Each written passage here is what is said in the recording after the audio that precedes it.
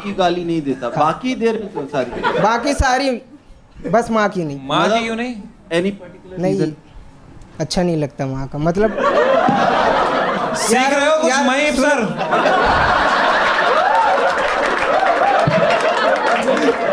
मैं अपने दोस्त की माँ को माँ मानता हूँ, तो माँ को कैसे माँ की गाली दे सकता हूँ, इसलिए। और उनकी क्या बात है? तो बाप की तो नहीं मारते हो यार। क्या स्ट्रेस है आप? इतने अच्छे घर के लग रहे हैं बेचारी, एकदम। ये लोग नहीं लग रहे हैं। नहीं ये तो नहीं लग रहे हैं, पर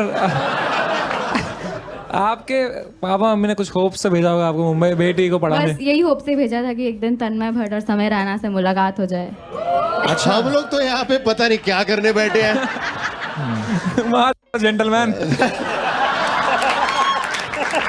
दोस्तों, इंडियाज गॉट टैलेंट की सारी कंट्रोवर्सीज के बारे में और सारे लफड़ों के बारे में आज हम घुसने वाले हैं उसके अंदर और बताने वाले हो कि मैं किसकी कितनी गलती थी, किसका कितना हाथ था, किसका कितना पैर था, किसका कितना तीसरा पैर था, सब कुछ बताने वाला हूं। और जो देखो, पहली कंट्रोवर्सी थी कि क्या खुशी सैनी, अभी जो रिसेंट वाला एपिसोड आया था राकेश सावंत और महीप सिंह के बीच में, कि वो खुशी सैनी क्या स्क्रिप्टेड विनर थी।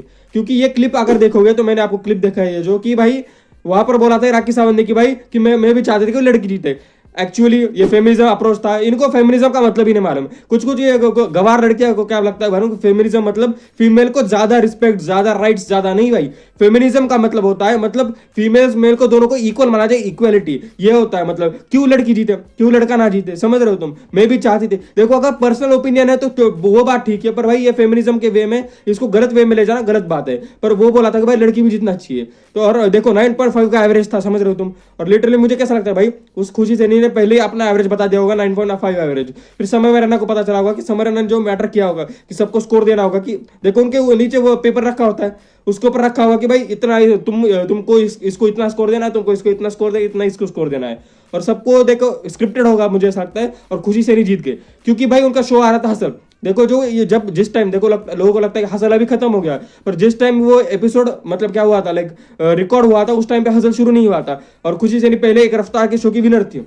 तो लोग बोल रहे थे कि भाई लिटरली कि हसल को प्रमोशन करने के लिए और मतलब उस लड़के का भी प्रमोशन करने के लिए, उसको जिताने के लिए कि जीती। वस्त्रा के क्या बोलते हैं उसको, सीईओ मैनेजर जो भी है, उसने भाई 1 लाख रुपए उसको दे दिया। उसको भी 50,000 मिल रहे थे क्योंकि युवराज ज्यादा टैलेंटेड था, ज्यादा।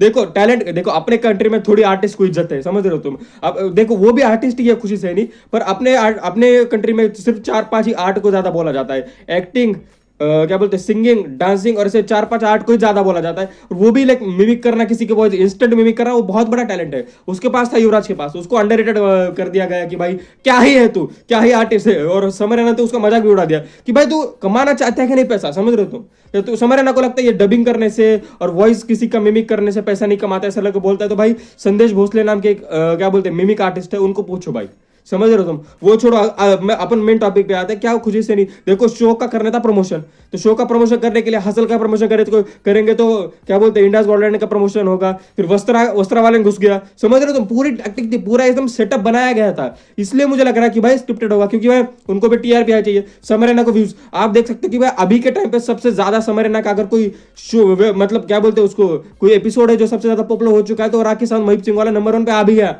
इतने कम दिनों पे भाई नंबर 1 पे आ गया।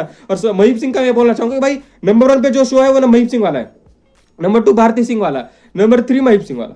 समझ रहे तुम? पहले टॉप 3 में 2 तो महीप सिंह वाले। भाई महीप सिंह लेजेंडरी भाई, समझ सकते हो, लेजेंडरी। और मैं कंट्रोवर्सी के बारे में बात कर रहा हूँ तो उर्फी जावेद की कंट्रोवर्सी हुई थी कि उर्फी जावेद ने क्या, देखो दिल्ली में शो हो रहा था, दिल्ली के लौंडे हरामी होते हैं। अब क्या ही बोलूंगा, अब देखो समरा ने गलती कर दी कि उर्फी जावेद मुंबई में सेफ थी भाई। मुंबई के लौंडे थोड़े होशियार है, पर दिल्ली के हरामी लौंडे, तो दिल्ली में बुला दिया उसको और दिल्ली में उसका शो करा दिया। और दिल्ली में हरामी लौंडे तो कुछ तो स्लट शेमिंग कर रहे थे, बोले उसने ट्वीट करा था कि मतलब स्टोरी डाली थी कि स्लट शेमिंग कर रहे थे, उसकी वजह से वो चलते शो में वॉक ओवर कर दी। देखो समय रैना का नुकसान तो हुआ क्योंकि वो डाल नहीं सकता अभी, क्योंकि वो उतनी ज्यादा कंट्रोवर्सी हो चुकी है। देखो फेमिनिज्म ये वो फालतू का, उसको देखो समय रैना का वो एपिसोड तो वाया चला गया, समझ रहे हो तुम? वेस्ट पूरा चला गया। और उर्फी जावेद मुझे करेक्ट लगी क्योंकि भाई देखो वो कैसे भी कपड़े पहनते हो उसकी मर्जी, देखो वो कुछ भी करती है उसकी मर्जी, पर लोगों को ऐसा मजाक नहीं उड़ाना चाहिए ना भाई। देखो और वो भी, और उर्फी जावेद ने ये भी बोला कि समय रैना उसको रोक नहीं रहे थे लोगों को कि भाई तुम मत बोलो। समय रैना और एनकरेज कर रहा था, बोले कि भाई मैं समझ रहे हो, एनकरेज करना, हंसना भी एक एनकरेजमेंट का चीज होते है। कंट्रोल। तो आपको वीडियो कैसा लगा आप कमेंट सेक्शन में बता सकते हो। मैं मिलता हूं तब तक के लिए, बाय बाय, जय हिंद।